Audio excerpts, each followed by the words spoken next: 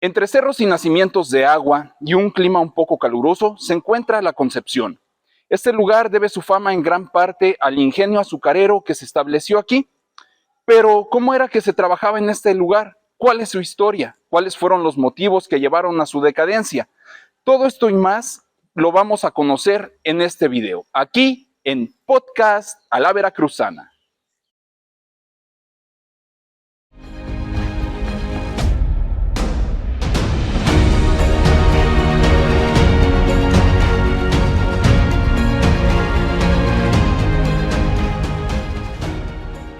Bueno, para hablar de la fundación del Trapiche de Nuestra Señora de la Concepción, tenemos que remontarnos al siglo XVI. En el siglo XVI, en 1519, llegan los españoles con Hernán Cortés y posteriormente llega Pánfilo de Narváez para arrestarlo y devolverlo a la isla de Cuba por haber desobedecido las órdenes del gobernador Diego Velázquez de Cuéllar, y manda a Pánfilo de Narváez. Con Pánfilo de Narváez viene un soldado capitán de artillería llamado don Francisco Gutiérrez de Ceballos. Él fue realmente, de acuerdo a don Antonio Caraza, el fundador del Trapiche de la Concepción. El Trapiche de la Concepción nace como una pequeña hacienda agrícola ganadera, no nace como un trapiche azucarero, aunque en un principio producía miel, no llegaba a producir realmente azúcar. La fundación no hay una fecha exacta, pero sí muy aproximada, porque posteriormente a haberse unido a las filas de Hernán Cortés, don Francisco Gutiérrez de Ceballos participa en la caída de Tenochtitlan y en la conquista de Oaxaca, una vez que se funda la llamada Villa de Antequera en Oaxaca. En 1522 él permanece en la Ciudad de México unos años, y en 1526 el Ayuntamiento de México le da un solar junto al del conquistador Juan Jaramillo, esposo de doña Marina la Malinche, pero no era lo que él esperaba como recompensa a sus servicios. Él quería más y Hernán Cortés no pudo satisfacer lo que él creía le correspondía por sus servicios a la corona, por lo que comienza a buscar la ayuda de altos funcionarios coloniales para lograr las mercedes que él buscaba. En 1528 se funda la diócesis de Tlaxcala y llega don Julián Garcés como arzobispo, y él busca su ayuda, le pide que se le concedan tierras entre Jilotepec y Chiltoyac, que es en esta región. Sin embargo, él ya de antemano y clandestinamente se había vecindado aquí en la llamada ahora Vega de la Concepción, y había tomado esas tierras, se puede decir, de una forma un tanto ilegal y oscura, ¿no? Sí, esta es lo que es la entrada principal donde entraban los carros. Aquí llegan a la grúa y aquí los descargaban y pasa a la mesa alimentadora. De la mesa alimentadora ya se va hacia adentro, hacia los molinos. Pero si quiere, pues vamos a recorrer para que vaya viendo cómo es el procedimiento. Aquí se encuentra lo que es la picadora. Este aparato pica la caña, la hace en pedacitos, y de este lado encontramos el desintegrador, que desintegra, deshace toda la caña, ya la hace más pequeña para que los molinos puedan molerla y no les cueste. Cuando los españoles llegaron a La Concepción, ya había personas habitando el lugar. Incluso la primera hacienda que se estableció aquí no fue este edificio que vemos actualmente, sino que se encontraba en lo que ahora es el Panteón, donde fundaron la Hacienda de la Vega, que antes era simplemente un trapiche, que está rodeado también de nacimientos de agua. Pero ¿cuáles fueron los motivos que los llevaron a cambiar el lugar de la hacienda? Pues hay un aviso al obispado de Tlaxcala hablándole de la pestilencia o la enfermedad a la que se enfrentaron en 1531. Para 1534, con la ayuda de Fray Alonso de Santiago, que fue un monje evangelizador lengua, es decir, que hablaba ya las lenguas indígenas, se le decía lengua por traductor, y le da el apoyo a don Francisco Gutiérrez de Ceballos para precisamente reconstruir la hacienda de la Concepción. Se hizo la capilla, por eso es que la capilla pues es todavía de un poco renacentista, entrando al estilo barroco, con una sola bóveda de cañón, con pilastras o contramuros sosteniéndola, con su alfarje dentro de la entrada, aunque el retablo ya viene siendo del siglo XVII. ¿Cómo se llama? La construcción en sí, pues es de esas fechas de 1534. Don Francisco de Gutiérrez, de cualquier manera, pues logra fundar la hacienda de la Concepción, y pues era en ese tiempo el español muy supersticioso, el conquistador sobre todo, y pensando en que tal vez por no haberle puesto un nombre religioso a su hacienda, le había caído la enfermedad. Entonces pues decide nombrarlo Nuestra Señora de la Concepción, aparte de que era una advocación mariana de los franciscanos, quienes ayudaron a poner la hacienda, porque de aquí era un punto de partida importante hacia la sierra para evangelizar.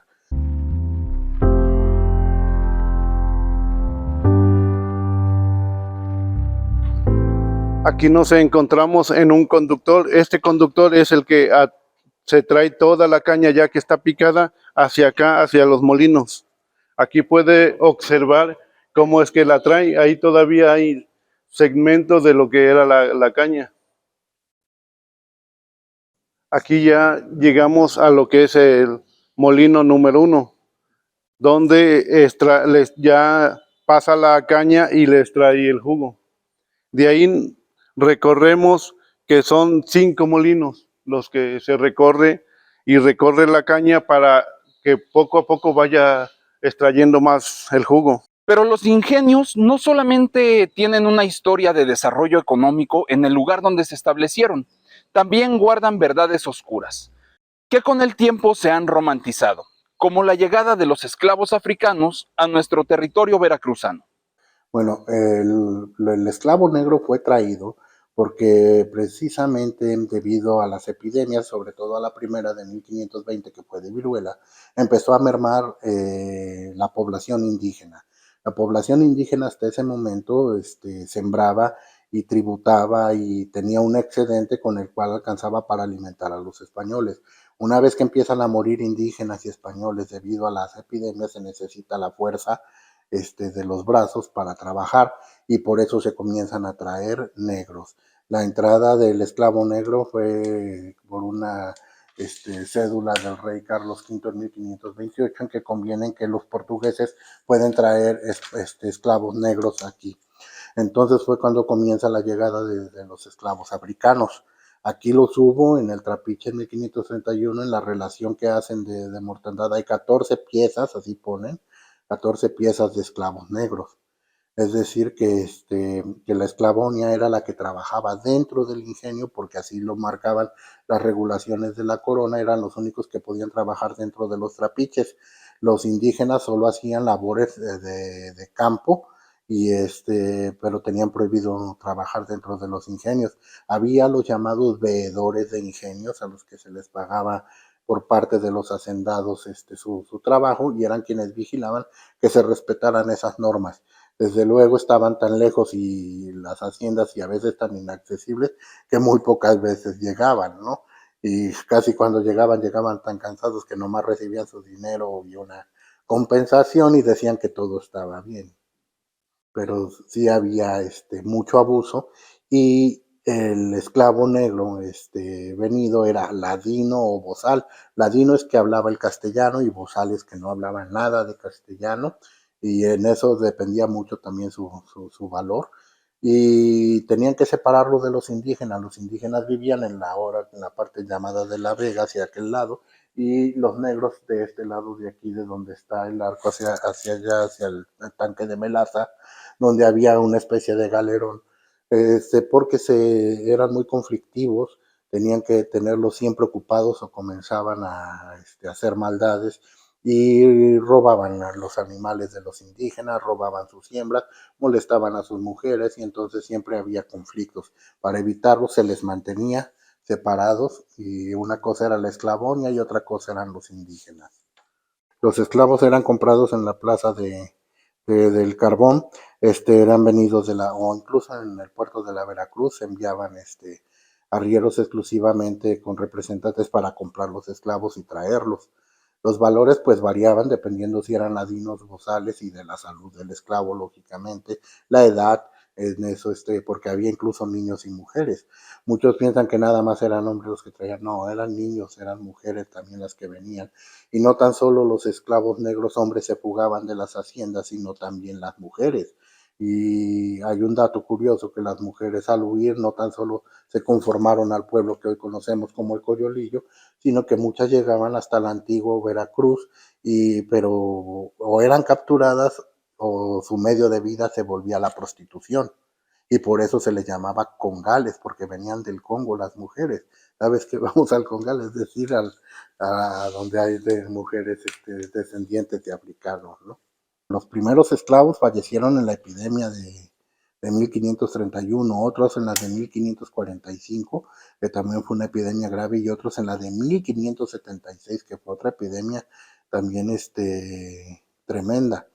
Estas epidemias fueron tan fuertes y las que más recuerdan los indígenas en la relación de 1580 de Constantino Bravo de Lagunas, es que la de 1545 y 1576 fueron las más graves de todas.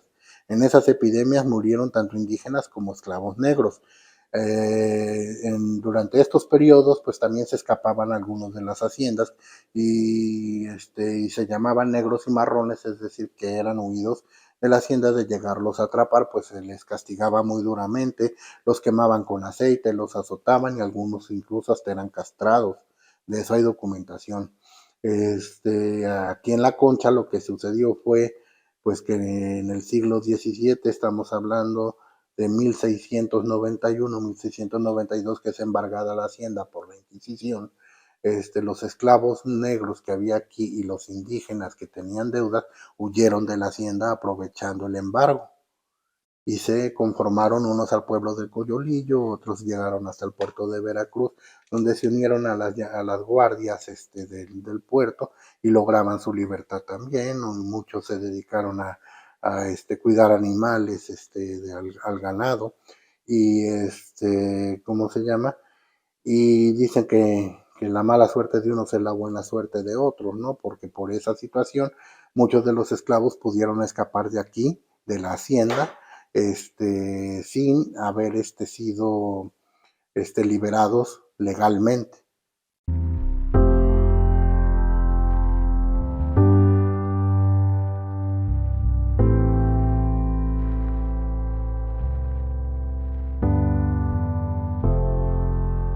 En esta parte sale todo el bagazo, todo el desecho ya de la caña, que aquí no ocupamos ese desecho, pero en otros ingenios todo ese desecho que le nombramos nosotros bagazo se ocupa para hacer papel, pero aquí lo único que se hace es quemarlo, se va hacia las calderas y se quema, se agarra como combustible. Aquí nos encontramos en la parte donde llega todo el jugo de todos los molinos. En esta parte llega todo el jugo. Y en esta parte se encontraban unas bombas donde ya es bombeado el jugo hacia los tachos para que sea su calentamiento o donde lo hiervan. Este lugar es tan importante que en el mes de abril del año 2021 recibió la visita del príncipe Jean-Louis Vignat del reino de Beaumont en Camerún. Yo recibí aquí a unas personas de la ONU que me dijeron que el príncipe de Camerún estaba interesado en mi libro y quería hacer una visita para conocer lo que fue la hacienda de Nuestra Señora de la Concepción. Se le recibió, vino, vio la iglesia, estuvo aquí, comimos y nos entregó algunos reconocimientos. Platicó con el maestro Bermúdez Gorrochotegui precisamente sobre el tema de los esclavos negros, porque él está escribiendo un libro acerca de eso y convinieron en trabajar juntos. Este libro pues tiene cierta importancia porque en el 2019 se reconoció a los pueblos afrodescendientes aquí en México por primera vez. Es decir, que nunca se había tomado la relevancia ni la importancia que tuvo la participación de los esclavos negros e incluso en el levantamiento del país, ¿no? En la creación del país. Tenemos influencia tanto española como indígena y negra. Eso es una mezcolanza, es la identidad del mexicano en realidad.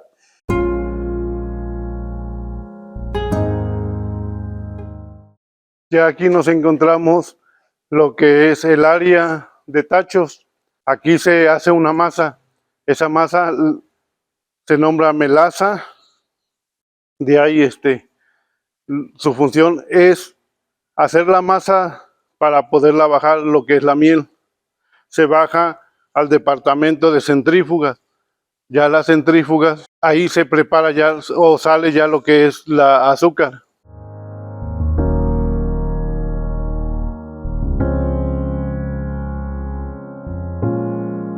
Hacia 1920 se da el temblor muy fuerte que destruyó Jico, Coatepec y Jalapa.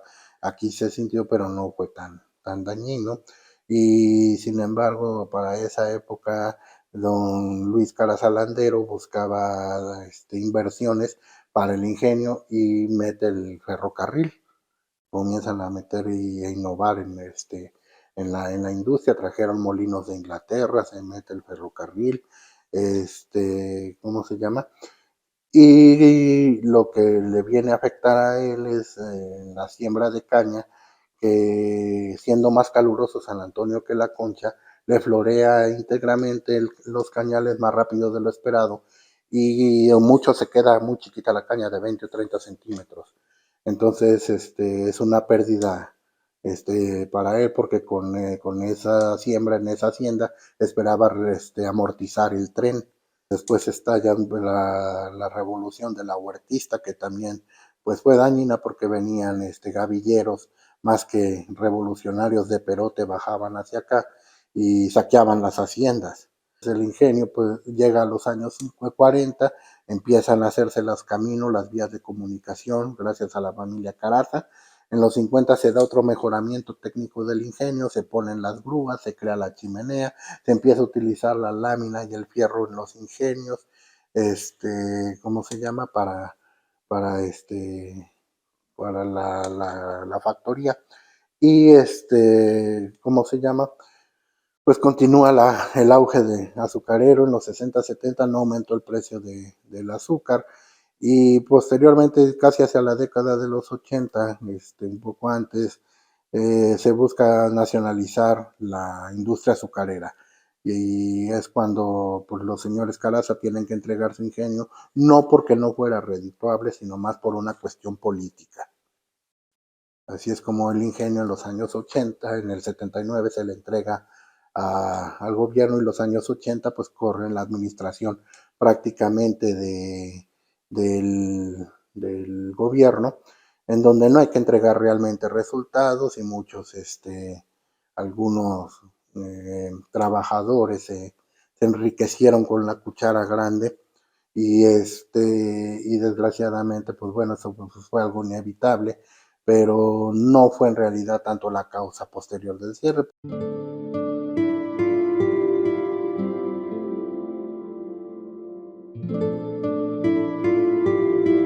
Ya aquí llegamos al punto final, donde ya aquí se enlonaba toda el azúcar. Ya aquí se llenaban las bolsas o sacos de 50 kilos de azúcar para irse ya a la venta.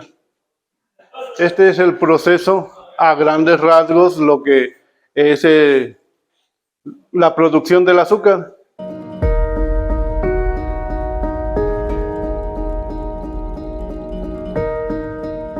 El ingenio azucarero de la Concepción fue tan importante para toda la región que tuvieron que pasar casi 500 años para que éste llegara a su declive. Pero no fue el tiempo el que llevó a la ruina a esta construcción. Fueron los gobiernos anteriores cuya mala administración dejaron caer este majestuoso lugar y con él gran parte de la alegría que embargaba al pueblo. En el 88 compra el ingenio el licenciado Rafael Ros Torres, que es el actual dueño. Él al comprar el ingenio, pues él mismo dice, no era el ingenio que me prometieron, ¿no? Lógicamente, tenía muchísimos defectos, una contabilidad viciada completamente, y es donde se da cuenta, pues, del enriquecimiento de algunas personas que lo hicieron a la mala, ¿no? Prácticamente.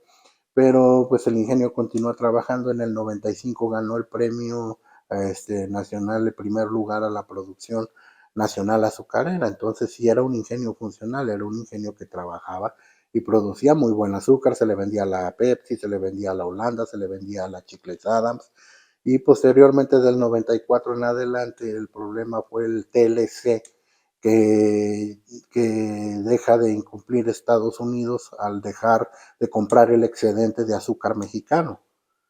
Entonces, deja de comprarlo, ya no adquiere, y esa es una pérdida para los empresarios. ¿Dónde voy a acomodar o vender mi azúcar?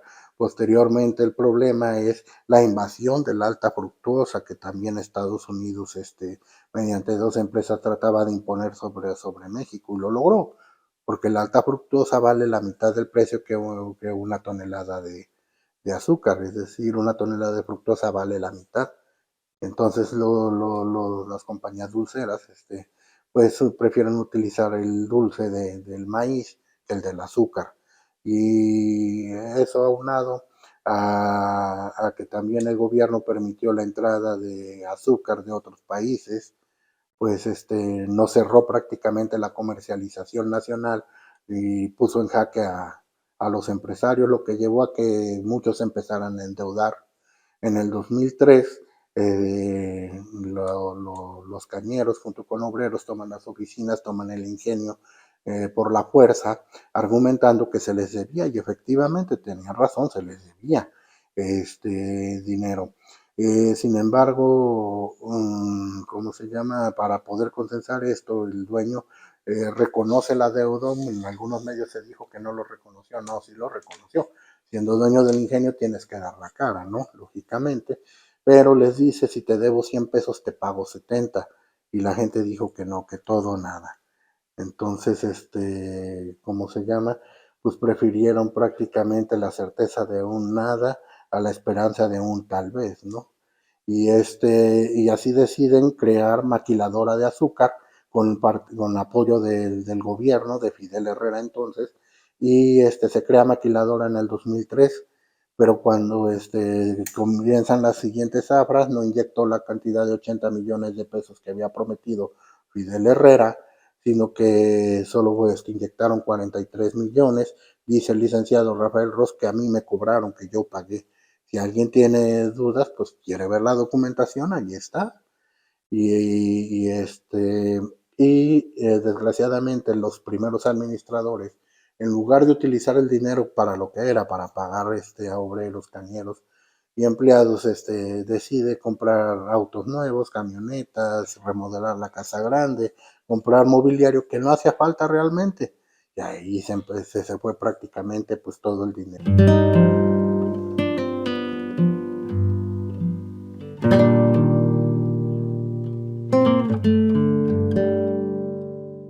Tripulación, es así como llegamos al final de este video. Yo espero que les haya gustado muchísimo y si fue así, dejen un comentario aquí abajo. También suscríbanse a nuestro canal y compártanlo. Para hacer este video, pues como ustedes ya vieron, entrevistamos a algunas personas y la verdad, agradecemos muchísimo a don Abelardo, quien fue el que nos brindó toda esta valiosa información, y a don Ecliserio, el encargado de darnos este tour también, quien nos fue explicando con mucha paciencia el funcionamiento de las máquinas, y también a Abigail, encargada de contactarnos con ambas personas. Muchísimas gracias a todos. Recuerden que en este viaje yo fui su capitán y esto fue Podcast a la Veracruzana.